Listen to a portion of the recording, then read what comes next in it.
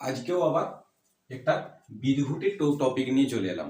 ঠিক আছে, এই বেশি এবং বেশি এই দুটো শব্দই কিন্তু দেখো বাংলাতে আমরা অনেকবারই দেখেছি। এই শব্দটা কি মানে বুঝে বলো তো? এটা হচ্ছে ধর ফার্সি শব্দ বটে। এই হস্যিকার শব্দটা ক্ষেত্রে কিন্তু অনেক বা প্রচুর অর্থে ব্যবহৃত হয়। অনেক অনেক বা প্রচুর অর্থে ব্যবহৃত হয়। এই শব্দটা আমরা অনেক বা প্রচুরের ক্ষেত্রে ব্যবহার করব। ঠিক আছে, আর এটা হলো সংস্কৃত শব্দ।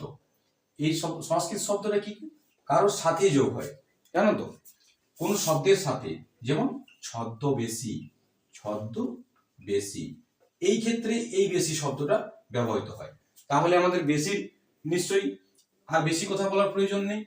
ক্লিয়ার হয়েছে? ঠিক আছে, এরকম ভিডিও পেতে